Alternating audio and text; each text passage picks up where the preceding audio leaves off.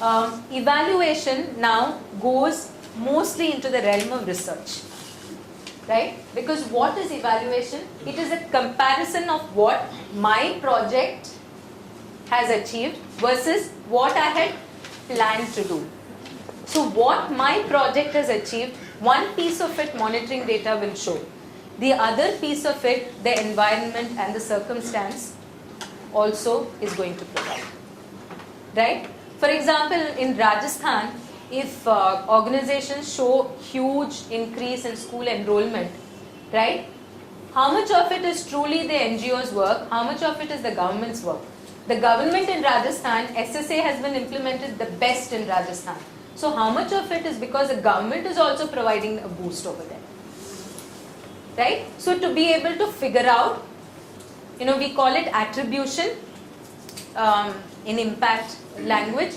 How much of that work is attributable, if there is a word like that, attributed to my work, right? And how much of it is because of the environment, right?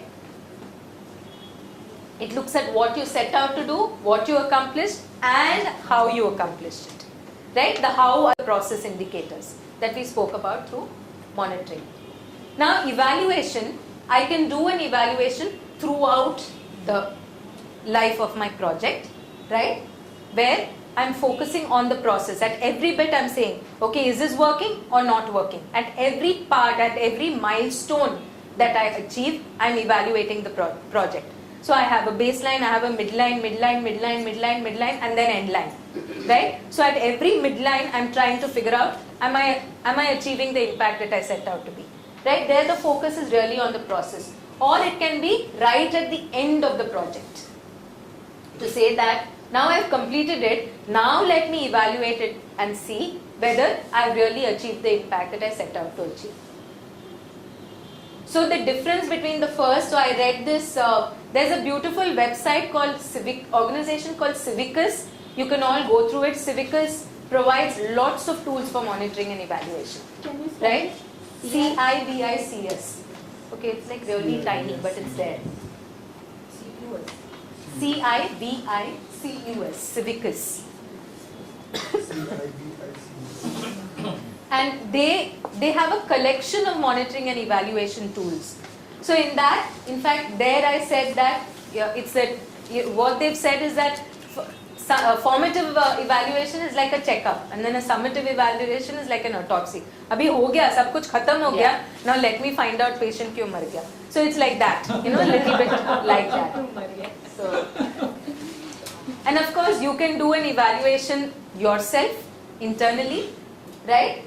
And you can do an external evaluation. Get an external, objective, unbiased evaluator come and do it. Generally, external evaluations are funder driven. Funders ask for an external evaluation, they pay for an external evaluation. It is an expensive process because it means somebody external coming and spending 3 to 6 months with you, figuring out, really whether the indicators that you have are the indicators that work, or they frame their own indicators, they go out, collect the data, analyze it. Internal evaluation, we do it ourselves, right? Internal evaluation, we know exactly what needs to get evaluated. We can be honest about it. If the internal evaluation is to inform ourselves whether we've done the job that we set out to do or not, we're pretty honest about it. But we're also very quick to defend our own work. Yeah, but then it didn't happen because what to do, the corporator over there changed. Now that was not my fault, no? So we tend to do a little bit, cut ourselves a little bit of that slack, and we're not very objective. But otherwise, large external evaluations are pretty expensive. But there are some funders, the institutional funders, typically large funders, do insist on external evaluations to be done. Sorry. Sorry?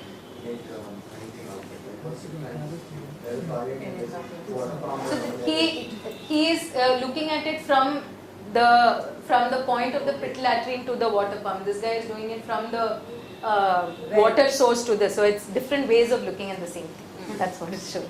So an external evaluator will look at the same thing very differently, and you will look at it very, very differently.